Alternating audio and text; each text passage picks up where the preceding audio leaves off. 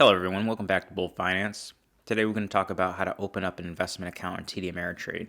If you're new to investing, it can be a confusing process to open up a brokerage account. So today I'm going to walk you through step by step on how to create an investment account with TD Ameritrade.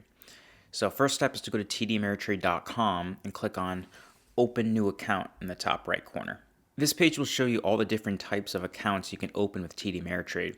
What's nice about TD Ameritrade is that it allows you to go through a short quiz to find out which account is right for you. So we're going to click on Not Sure, Find an Account. In this video, we'll specifically talk about how to open an account for the purpose of trading stocks. So we're going to click on Trade Stocks and Other Securities. It will then ask, how do you want to manage your account? You can either have your investments managed for you, or you can manage your own investments. Just note, having your investments managed for you requires a $25,000 account minimum, and there are different portfolios you can choose from. But in this video, we're going to just I'll select my own investments, which allows you to trade stocks on your own. They will ask, who is the account for? We'll choose just me. So now you can see that it recommends an individual brokerage account. This is the perfect option if you're a new investor and want to just get started investing in stocks. Now we'll click on Open an Individual Account and start the application process. So please note that I'm just going to be filling in fake information, as this is just an example. Make sure that when you enter your information, it's 100% accurate, as TD Ameritrade will need this in order to open up your account. Now, a lot of this information will be similar to the information you need to open up a standard checking or savings account, but you'll need to give some additional information such as your net worth and liquid assets. So again, I'm just going to be filling in some fake information real quick.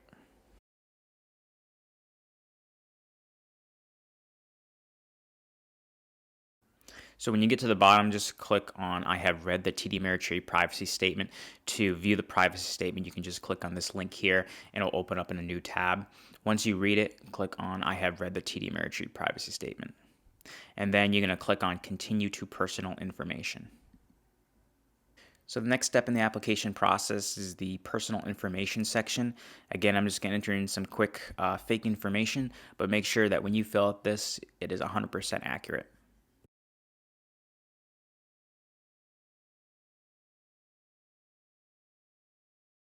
At the bottom of the page, you'll see a question that asks, how do you plan to use this account? Just select the first option. The first option simply states that you plan to trade stocks, bonds, options, ETFs, or mutual funds. If you're new or a beginner investor, odds are you have no intention of trading futures or Forex right from the start. Once you fill all this out, click on Continue to Financial Information. In the financial information section, you'll have to provide your financial details. So let's walk through what they were really asking for. First, we have annual income, simply how much you make per year before tax. Again, I'm just going to throw in some numbers here. So the next item is your net worth. Net worth is the total value of your assets minus your debts. So quick review, assets are things like your checking account and savings account balances, equity in your home and other investments accounts worth. Debts include money you owe, such as credit card debt, car debt, etc. So take your assets minus your debts and you'll come across your net worth number. The next thing is liquid net worth. Liquid net worth is simply cash or money you have access to quickly. This includes things like your checking account balances, saving accounts balances, retirement accounts, etc. It doesn't include things like your home equity or anything that is not liquid. So again, I'm just going to put a random number here. It'll ask you source of funds for your deposit. Most likely this is from employment wages. However, choose the option that best describes your situation. Then we'll ask, what is the source of funds for ongoing deposits? Again, this is probably employment wages, but choose the best option for you. It will then ask you, are you or your spouse or any member of your immediate family living in the same household, licensed by, employed by, or associated with a brokerage firm, financial services regulator, a securities exchange, or a member of a securities exchange? For me, this is no. But for you, if it's yes, make sure that you select yes. Are you or is your spouse or is any member of your immediate family a member of the board of directors, a 10% shareholder, or a policy-making officer of a publicly traded company? For me, that's no, but of course, if it's yes, please select yes for yourself.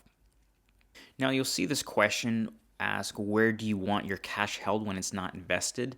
If you have, for example, $1,000 in your TD Ameritrade investment account, but only $900, for example, is invested in stocks, the other $100 is just sitting there in your account. So this question is basically asking, what do you want to do with the money that's not invested? So there are two options. You can keep it in one of their banks with FDIC insurance, or keep it in the brokerage account with SIPC insurance.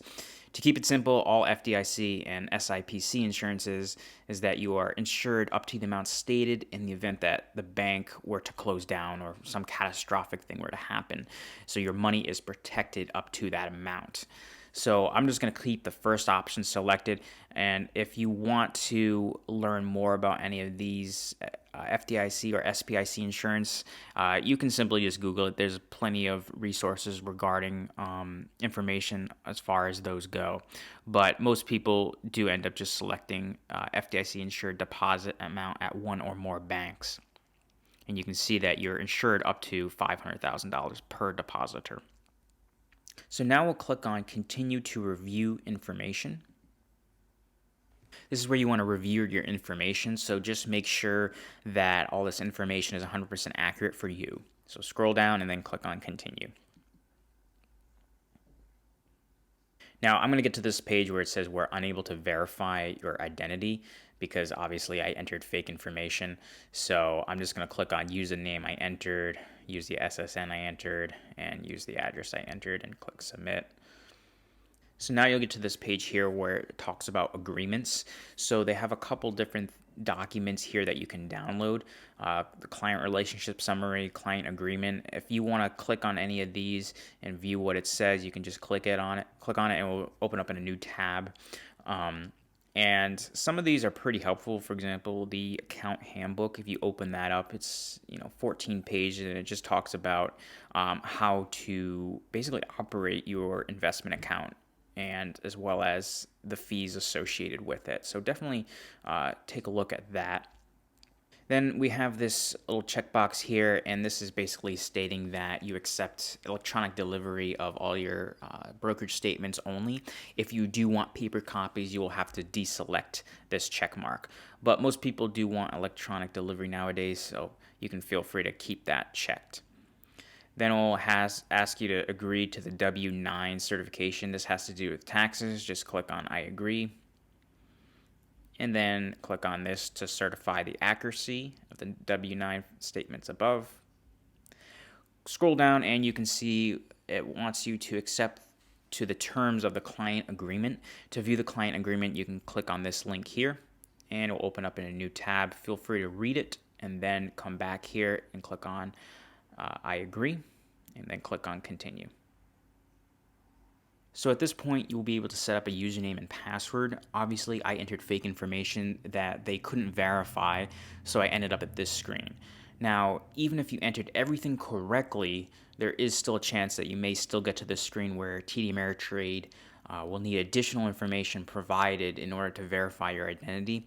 This isn't a huge deal. Just follow the instructions on what they need, and you should be good to go. If you're still having issues, of course, contact their support number to get help setting up your account. So that's how you open up a TD Ameritrade investment account. I hope this video was helpful, and if you have any questions, leave a comment down below. For more financial content, subscribe to the channel, and thanks for watching.